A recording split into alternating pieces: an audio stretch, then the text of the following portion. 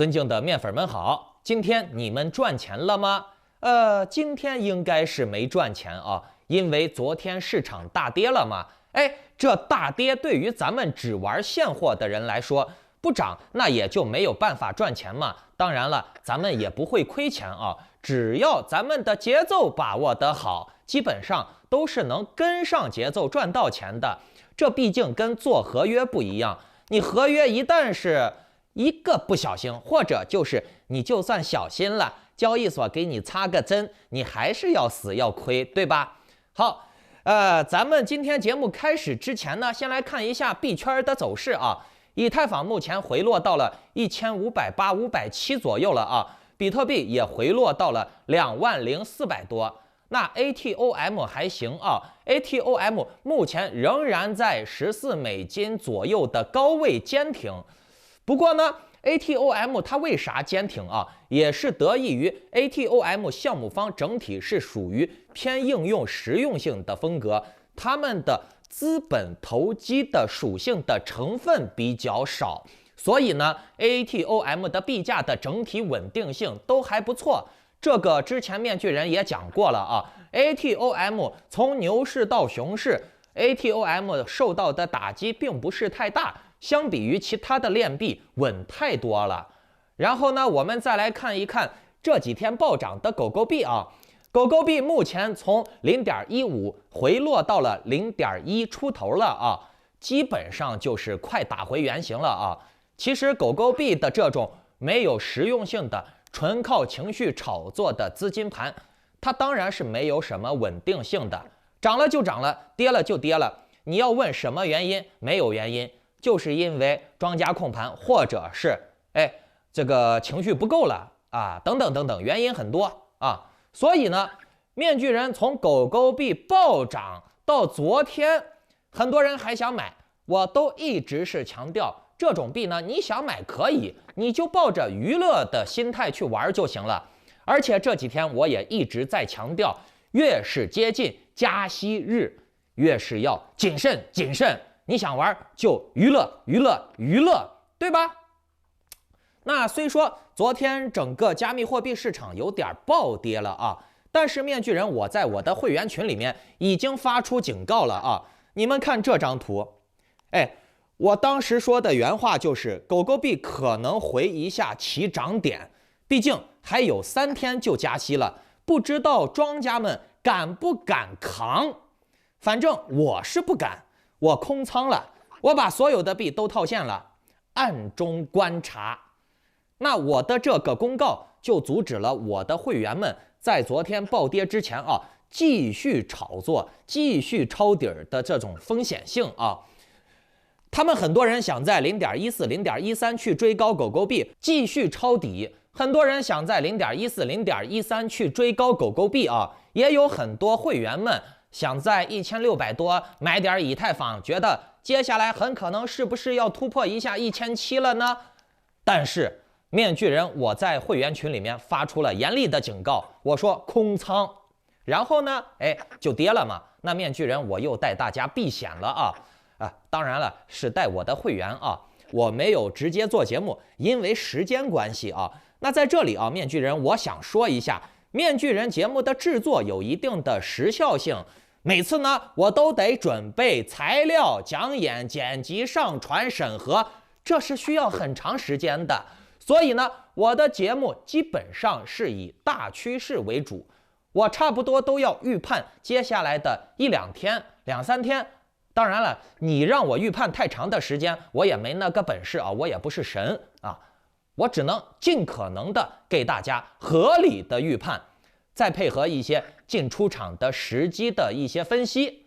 那如果说你们非常想要特别及时的操作建议，那你可以看完今天的节目，在节目后半段呢有我的联系方式啊，你可以联系我。好，我今天呀要来给大家讲一些非常重要的事儿，来，各位你们仔细听好了啊！我接下来要分析的内容是直接关乎你们的生死存亡的大事儿，真的是生死存亡啊！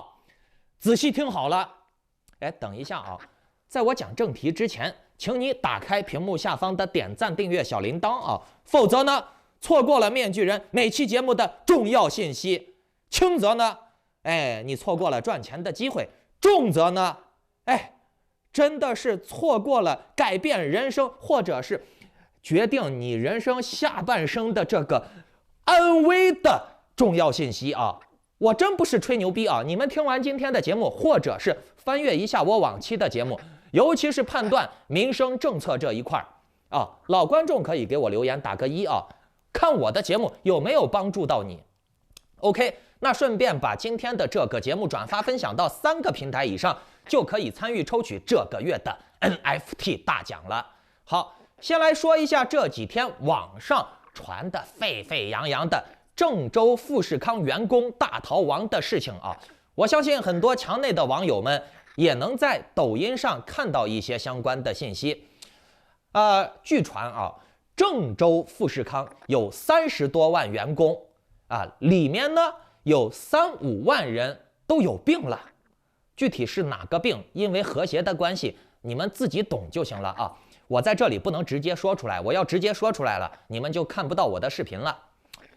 有3、5万的人了 ，sick 了，但是富士康并没有遣散这些员工，还是让这些员工继续的工作。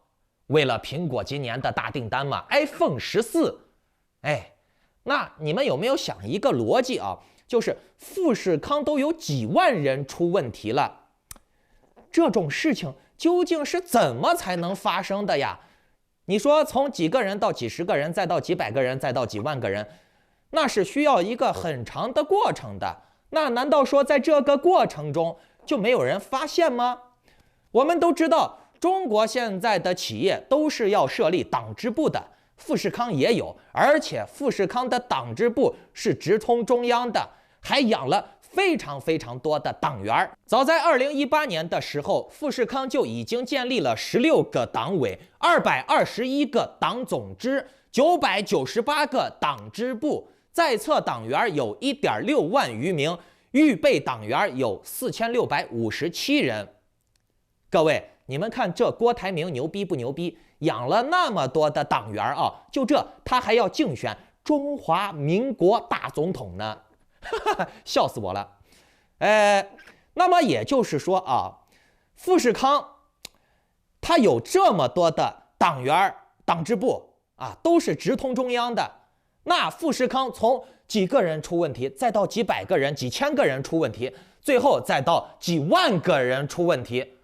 这党是不可能不知道的，那为啥党还会纵容富士康里面的人从几个人扩散到几万个人，甚至逼得这些人害怕四处逃窜呢？为啥？答案只有一个，那就是故意的。因为这样做有几个好处啊，各位，你们能想象出来有什么好处不？来，在聊天室里面或者留言区里面给我打一下，你觉得有啥好处啊？富士康传染这些好处都有啥？说对了我就奖励他。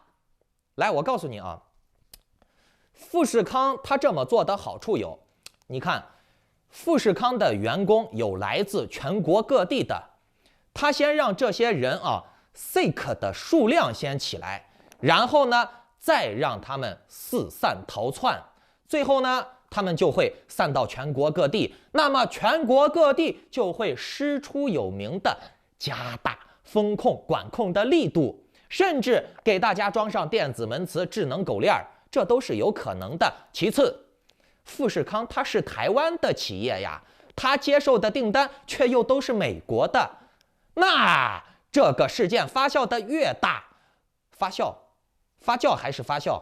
发酵？不，这是圣上专用的名词啊！面具人我不敢用发酵，应该是叫发酵啊！这个事件发酵的越大，对韭菜们造成的伤害越大越好，因为它伤害的人越多，造成的影响力越大，你就可以把它想象为是台湾人给中国人投毒，美国人压榨中国人的血肉工厂，不把中国人的命当命，这都多少人生病了，你还要把他们封在工厂里面，强制他们干活，啊，而且呢，这还是台湾人老板下的命令。